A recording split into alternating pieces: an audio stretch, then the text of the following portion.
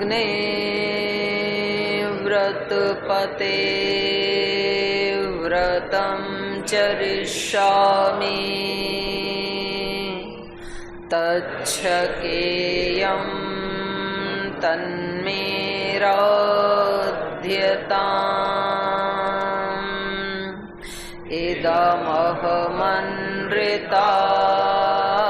सत्यमुपैमि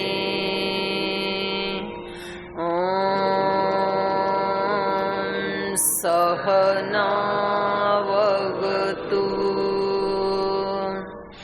सहनौ भुनक्तु सह वीर्यं करवावहै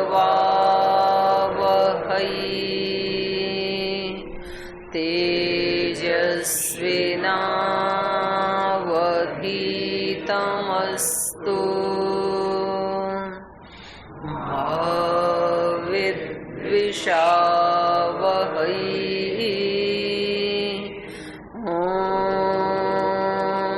शान्ति शान्ति शान्ति।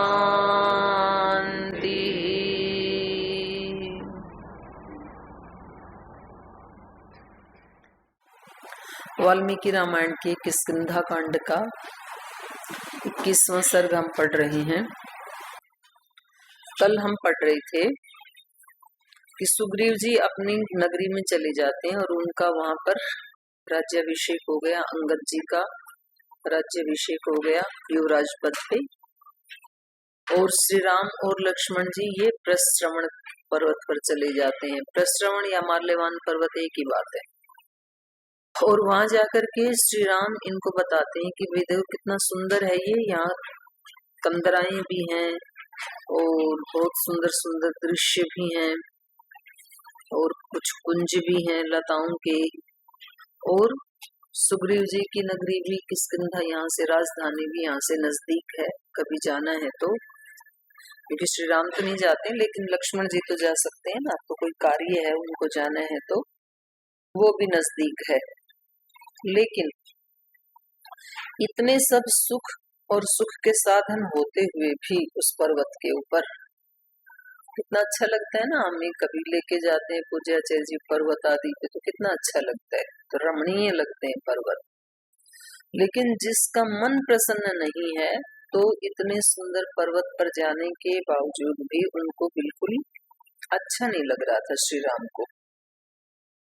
और क्योंकि उनको बार बार माता सीता की स्मृति आती है तो उनको रात्रि को निद्रा भी नहीं आती है। श्रिताम हिवार्याम स्मरतः प्राणेभ्यो अपि गरीयसीम आविवेशन तम निद्रा निशासु शयनम गतम। तो शयन को वहां लेटते हैं लेकिन निद्रा आती नहीं है उनको। तो ये कल हमने पढ़ा था, क्योंकि जब मन में प्रसन्नता है तो सारा संसार भी फिर खुशियों से भरा हुआ दिखाई देता है। और अपना मन यदि प्रसन्न नहीं है तो बाहर सुख के खुशियों के साधन होते हुए भी फिर बाहर वो अच्छा नहीं लगता है। चंद्रमा तो चंद्रमा ही है, नदी तो नदी ही है, पर्वत तो पर्वत, वो अपने स्थान पे। पर जिसके चित्त में जैसे संस्कार चलते हैं, तो जब व्यक्ति का खुद का चित्त बहुत शांत होता है तो सब सुहाना लगता है। जब खुद का चित्त राजसिकता से भरा होता है तो फिर वो उसमें तरह तरह की कल्पनाएं करने लगता है व्यक्ति प्रकृति में। और जब खुद का मन किसी शोक से या मोह आदि किसी भी दोष से युक्त है, प्रसन्न नहीं है, तो फिर सारी ये सृष्टि रोती हुई सी दिखाई देती है। लगता है पेड़ भी रो रहे हैं, जब उससे पत्ते गिरते हैं तो देखो ये भी अश्रुपात कर रहे हैं मेरी तरह से। ये चंद्रमा भी रो रहा, उसको फिर सब ऐसे ही लगता है, सारी सृष्टि ही। तो यहाँ पर श्री राम भी क्योंकि वो मन से प्रसन्न नहीं है तो इसलिए उनको इतना सुंदर पर्वत आवास के लिए मिला है तो भी उनका मन वहां बिल्कुल भी लग नहीं रहा है। यहाँ तक हमने पढ़ा था। पीछे से पूछना है कुछ? कुछ प्रश्न है? क्यों? कल किसमें लगे? शास्त्र सुनने में। चलिए आगे पढ़ते हैं फिर।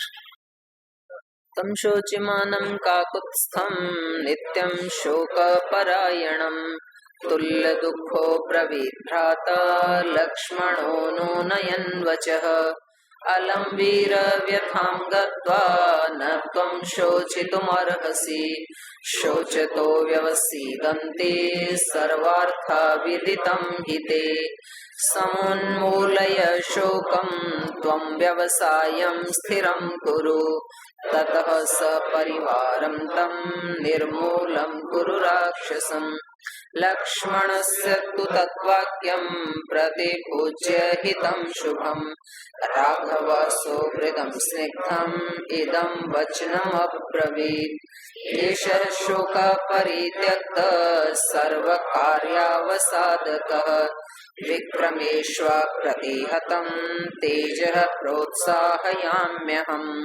शरत्कालं प्रतीतिक्षे स्थितोऽस्मि वचने तव सुग्रीवस्य नदीनां च प्रसादम् अनुपालयन्।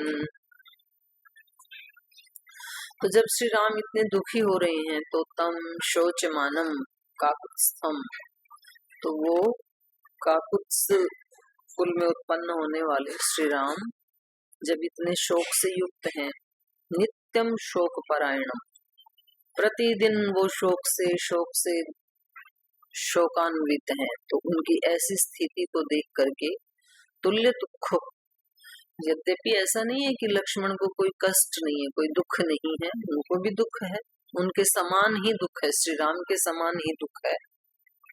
तुल्य दुखो अब्रवीत भ्राता लक्ष्मण अनुनयन वचः, अनुनय पूर्वक, विनम्रता पूर्वक, बड़ों को कोई बात कहनी है तो मतलब वो उसकी टोन अलग होती है। फिर आप बता सकते हैं, कभी कभी आप लोग प्रश्न पूछते हैं ना कई बार, जी हमारे को जब बड़े कुछ कहते हैं और फिर हम देखते हैं कि वो खुद तो ऐसे करते ही नहीं है, हमें कहते हैं, तो जिस समय वो खुद वैसा नहीं कर रहे हैं और जब आपके मन में ये प्रश्न उठता है कि ये तो ऐसे कर ही नहीं रही है, तो तब आप उनको याद दिला सकते हैं, लेकिन विनय पूर्वक, अनुनय पूर्वक, ये रामायण सिखाती है। आप बड़ा व्यक्ति भी मनुष्य है, उसको भी कभी तन से मन से कोई शोक, कोई मोह, कोई रोग हो सकता है, मनुष्य है ना वो भी, तो आप उनसे पूछ सकते हैं, लेकिन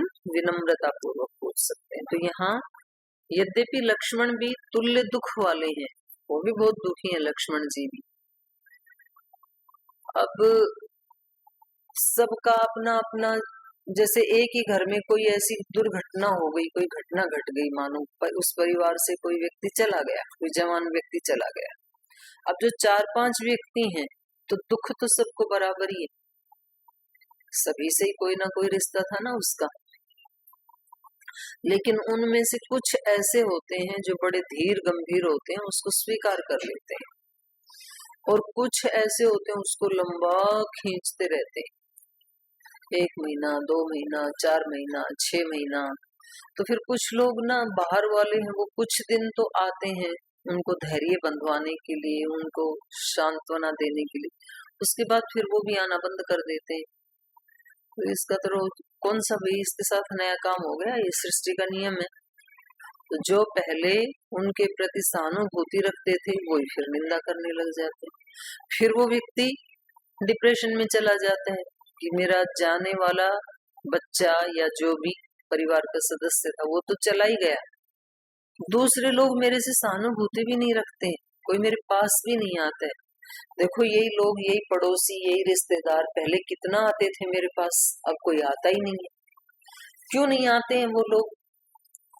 जब व्यक्ति शोक से युक्त होता है तो वो एनर्जी से भी रहित हो जाता है, फिर उसके अंदर शक्ति नहीं रहती है, शोक सारी शक्ति का अवशोषण कर लेता है।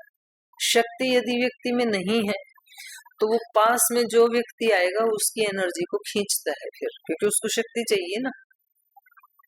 और जिसकी शक्ति खींच रही है उस व्यक्ति को फिर वीकनेस फील होगी।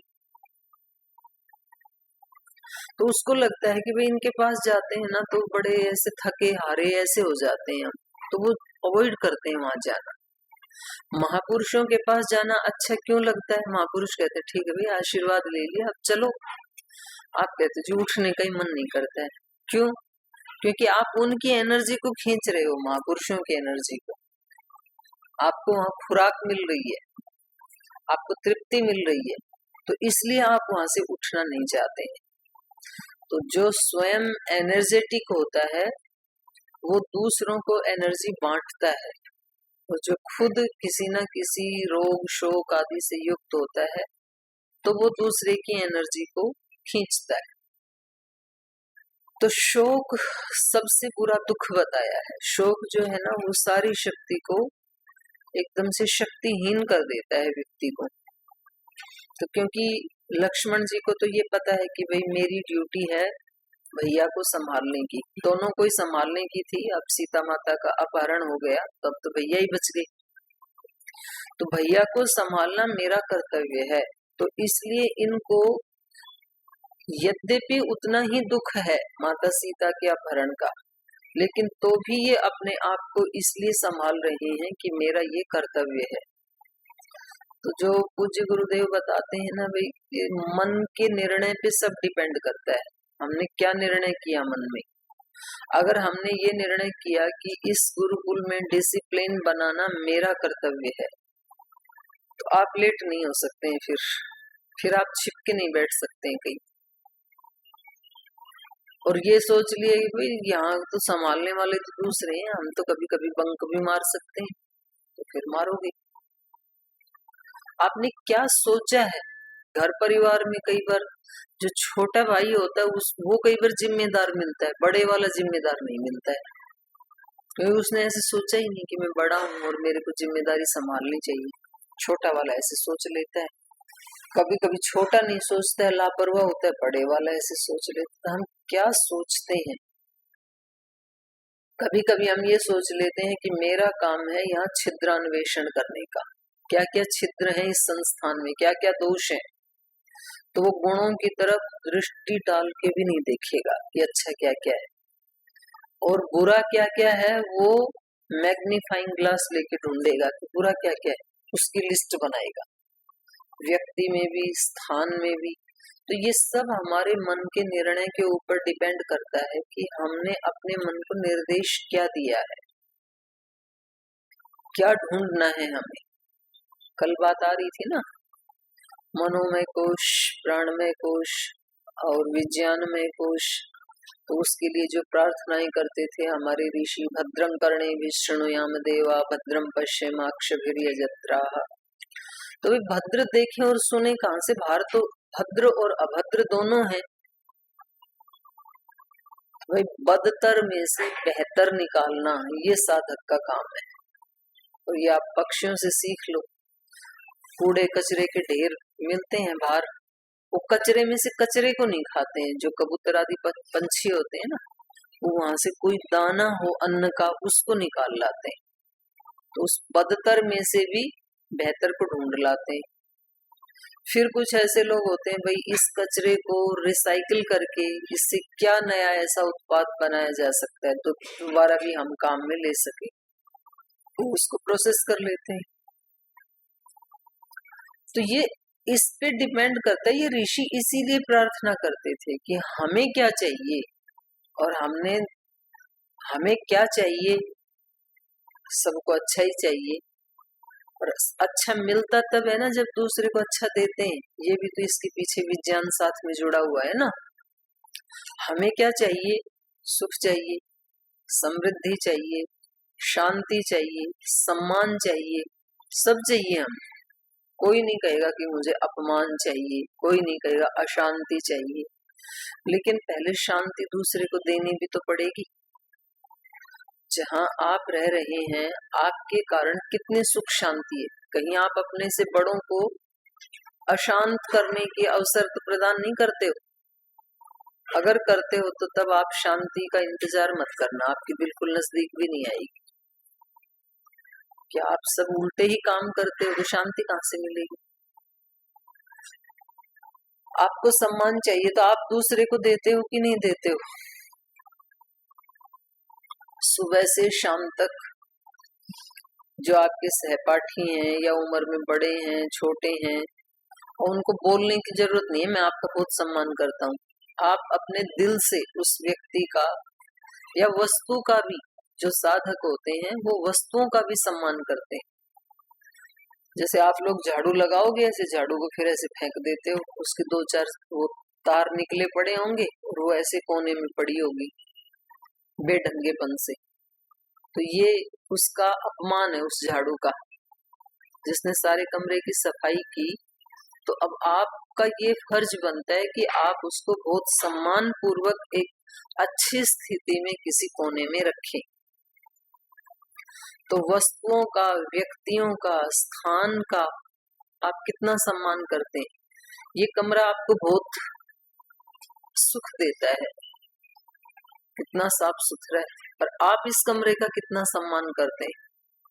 आप इसको साफ सफाई रखने में सहयोग करते हैं या कुछ न कुछ बैठे बैठे पेन से मार के चले जाते हैं। आप इसको साफ सुथरा रखने में कभी डस्टिंग आदि करते हैं या नहीं करते हैं।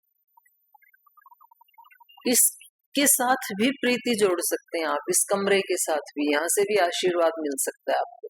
जिस मैट पे बैठे हो यहाँ से भी आशीर्वाद मिल सकता है। सृष्टि के कण कण में से कुछ न कुछ उपलब्ध हो सकता है, लेकिन जो जो अच्छा चाहते हैं वो पहले बोना पड़ता है, बीज बोना पड़ता है उसका, तब मिलता है। बिन बोए तो मिलता नहीं है। तो यहाँ पर क्योंकि श्री राम अभी उनका चित्त शांत नहीं है, प्रसन्न नहीं है, तो यद्यपि लक्ष्मण भी दुखी हैं, लेकिन उन्होंने ये निर्णय किया हुआ है कि मेरी जिम्मेदारी है ये न के न प्रकारेण भैया को प्रसन्न रखना, इनको इस स्थिति से निकालना, ये मेरी जिम्मेदारी है। तो इसलिए वो हिम्मत करके विनय पूर्वक, अनुनयन वचः, विनम्रता पूर्वक कह रहे हैं, अलम वीर व्यथाम गत्वा न त्वम शोचितुम अर्हसि। आप तो वीर हैं, महावीर हैं आप तो आप जैसे ऐसे महान वीर को, योद्धा को व्यथाम गत्वा न शोचितुम अर्हसि, ऐसे व्यथा को प्राप्त हो जाएं, ऐसे आप शोकाकुल हो जाएं, ये आपके अनुरूप नहीं है, ये आपके व्यक्तित्व को शोभा नहीं देता है। क्यों नहीं करना चाहिए ऐसे। शोच तो व्यवसीदंती सर्वार्थ विदितम हिते, सर्वार्थ विदितम हिते, आपको बिल्कुल ठीक पता है, आपको अच्छे से पता है, सब प्रकार से आपको पता है कि शोचत व्यवसीदंती, जो शोक में डूबते हैं वो कष्ट उठाते हैं। शोक में डूबा हुआ व्यक्ति कभी न खुद सुखी हो सकता है, ना तो किसी दूसरे को सुख दे सकता है। तो आप भी इस बात को भली भांति जानते हैं। सर्वार्थ विदितम ही थे, अच्छी प्रकार से आप जानते हैं कि शोक अच्छा नहीं है। समुन्मूलय शोकम त्वम, इसलिए इस शोक का संपूर्ण रूप से उन्मूलन करो, इसको उखाड़ो आप। समुन्मूलय शोकम त्वम व्यवसायम स्थिरम कुरु, और जो अपना निश्चय है उसको स्थिर करो। निश्चय क्या था? सीता माता की खोज। तो इस शोक को उखाड़ने का जो निश्चय है उसको स्थिर करो, ये भी अर्थ हो सकता है। और जो आगे लक्ष्य प्राप्त करना है उसकी प्राप्ति के लिए अपने निश्चय को स्थिर करो, ये अर्थ हो सकता है। तो आप इस शोक को सम्यक रूपेण उन्मूलन करने के लिए आपको निश्चय करना चाहिए। अब आपको इस शोक में नहीं डूबे रहना चाहिए। ततः सपरिवारम तम निर्मूलम कुरु राक्षसम, तो पहले तो अपने यहाँ से शोक को उखाड़ो, क्योंकि ये सबसे बड़ा राक्षस है। और ततः उसके बाद जब अपने अंदर से शोक निकल गया तो उसके बाद राक्षसम सपरिवारम तम राक्षसम सपरिवारम निर्मूलम कुरु। फिर उस राक्षस को परिवार सहित निर्मूल कर दो। निर्मूल मतलब निर्गता मूला यस्य, जिस पेड़ की सब मूल जड़ें चली गई हैं, निकल गई हैं, माने उसको जड़ से ही उखाड़ना। तो अपने शोक को भी जड़ से उखाड़ो, पहले उसका उन्मूलन करो। और जो अपने दोष को मिटा देता है वो फिर दूसरे के भी दोषों को मिटा सकता है। अपने जिसने नहीं मिटाई तो दूसरे के मिटाना बड़ा कठिन है फिर। तो ततः सपरिवारम तम निर्मूलम कुरु राक्षसम, उस राक्षस को अर्थात रावण के परिवार को निर्मूल करो, परिवार सहित।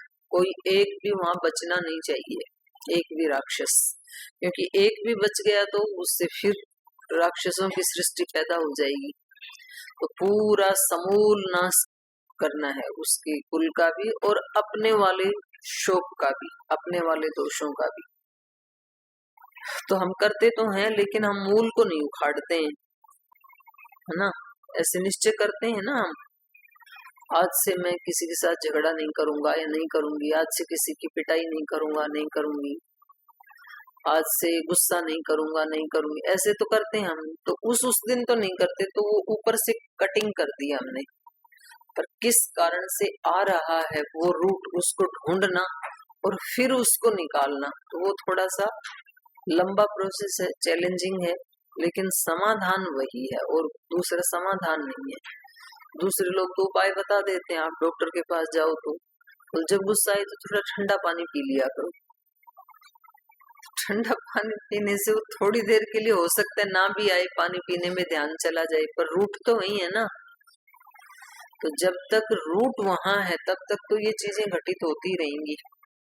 इसलिए लक्ष्मण जी कह रहे हैं कि भैया पहले अपने चित्त को शांत करो, अपने निश्चय को दृढ़ करो, स्थिर करो, और उसके बाद फिर क्या करना है, उस राक्षस का सपरिवार कैसे निर्मूलन करना है, ये सोचो इसके बारे में। लक्ष्मणस्य तु तद्वाक्यम प्रतिपूज्य हितम शुभम राघवः सुहृदम स्निग्धम इदम वचनम अब्रवीत। अब बोलने वाले ने तो बोल दिया, यद्यपि विनम्रता पूर्वक ही बोला है, लेकिन सुनने वाले में भी तो हिम्मत होनी चाहिए। कभी कभी दूसरा सुनने को तैयार, ये तो इनके बड़े भाई हैं, तो बड़े वाले में तो और ज्यादा रिस्क है, पर छोटे वाले भी नहीं सुनते हैं कभी, तो उनका दोष बताए तो सुनने का सामर्थ्य नहीं होता है, और बड़े वाले में तो बहुत ही कम पॉसिबिलिटी है। तो अच्छा, तो इतना समझदार हो गया, अब तो हम ही समझाने लग गया, तो इसलिए समझाते भी नहीं है, बताते भी नहीं है। लेकिन श्री राम ऐसे नहीं है। लक्ष्मणस्य तो तद्वाक्यम प्रतिपूज्य हितम शुभम, लक्ष्मण के जो हितकारी शुभ वाक्य हैं उनका प्रतिपूज्य सम्मान करते हुए, ठीक कह रहे हैं ना ये। राघव सुहृदम स्निग्धम इदम वचनम अब्रवीत, उसका आदर करते हुए उसके जो शुभ वचन थे, हितकारी वचन थे, तो उनको मधुर वाणी में उन्होंने और सुहृदम, बड़ी हृदय पूर्वक आभार ज्ञापित करते हुए कि आपने मेरे को ठीक समय पे याद दिलाया, श्री राम ने ये वचन कहे। एष शोक परित्यक्त सर्व कार्यावसाधक, सब कार्यों का अवसाद रोकने वाला, बाधक, सब शुभ कर्मों में बाधा डालने वाला ये जो शोक है, आप सही कह रही हैं, एष परित्यक्त, लो मैंने आज से छोड़ दिया है। ये भी तो बड़ी बात है, कोई ध्यान दिलाए और व्यक्ति तुरंत संभल जाए। तो श्री राम ने कहा ये मैंने छोड़ दिया, ये लो मैंने शोक को आज यहीं छोड़ दिया है। विक्रमेशु अप्रतिहतम तेजः प्रोत्साहयामि अहम, और आज से मैं किसको प्रोत्साहन दूंगा? विक्रमेशु अप्रतिहतम तेजः, पराक्रम दिखाने में जो अप्रतिहत तेज होता है, जिसको कोई प्रतिहत ना कर पाए, तो मैं तेज की उपासना करूंगा, आज से शोक की उपासना नहीं करूंगा। हम कभी शोक की उपासना करते हैं, कभी मोह की करते हैं, कभी प्रमाद की उपासना करते हैं, कभी द्वेष की उपासना करते हैं, तो ये दिखता नहीं है हमें हम किसकी उपासना कर रहे हैं। उपासना मतलब उसी के आसपास रहते हैं, उसको अपने साथ चिपका के रहते हैं, उसको अलग नहीं करना चाहते। तो श्री राम ने तुरंत उसको छोड़ दिया, उसका परित्याग कर दिया। एष शोक परित्यक्त सर्व कार्यावसाधकः विक्रमीषु अप्रतिहतं तेज। पराक्रम दिखाने में जो अप्रतिहत तेज है, आज से मैं उसको प्रोत्साहन दूंगा, उसकी उपासना करूंगा। शरत कालम प्रतीक्षिष्ये स्थितोस्मि वचने तव सुग्रीवस्य नदीनां च प्रसादम अनुपालयन्। तो बोले मैं अब आपकी बात मान करके और सुग्रीव के वचन को मान करके नदीनाम प्रसादम अनुपालयन, नदियां जब तक शांत हो जाएं, क्योंकि वर्षा काल है तो ये धीरे धीरे शरत काल तक शांत होंगी, तो तब तक के लिए मैं स्थितोस्मि, मैं स्थित होकर के प्रतीक्षा करूंगा। प्रतीक्षिष्ये, तब तक मैं आपकी बात मान करके शोक नहीं करूंगा। जब तक बारिश काल चल रहा है, जब तक नदियों का वेग शांत नहीं हो जाता, जब तक सुग्रीव को दिया हुआ काल समुपस्थित नहीं हो जाता, तब तक मैं शोक का परित्याग करके तेज की उपासना करूंगा। तो जो पूज्य गुरुदेव हमें बताते हैं ना कि भी कभी गलती से आप चले भी गए नीचे तो तुरंत अपने स्वभाव में लौटना, वो इस श्लोक से पता चलता है। रामायण उसका प्रमाण है, इस श्लोक को निशान लगा लो। ऐसी जो चीजें हम सुनते हैं और उसका कोई प्रमाण मिल जावे तो उसको तुरंत निशान लगा दिया करो। फिर तो आज यही रखते हैं पाठ को, अगला सर्ग फिर कल प्रारंभ करेंगे।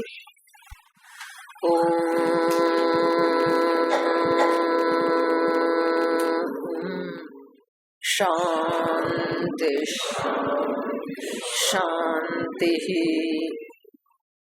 ओम श्री गुरुभ्यो नमः। श्री रघुनाथ सहाय करे जब कौन बिगाड़ करे नर तेरो। श्री रघुनाथ सहाय करे जब कौन बिगाड़ करे नर तेरो। श्री रघुनाथ सहाय मर्यादा पुरुषोत्तम भजिए। मर्यादा पुरुषोत्तम भजिए। छूटे ब्रह्म को जाल घनेरो। छूटे ब्रह्म को जाल घनेरो। हो तो पावे ज्ञान भगति धन। वो तो पावे ज्ञान भगति धन। जो रघुपति चरणन को चेरो। जो रघुपति चरणन को चेरो। श्री रघुनाथ सहाय करे तब कौन बिगाड़ करे नर तेरो। श्री रघुनाथ सहाय। श्री रघुनाथ सहाय। श्री रघुनाथ सहाय। ओम श्री गुरुभ्यो नमः।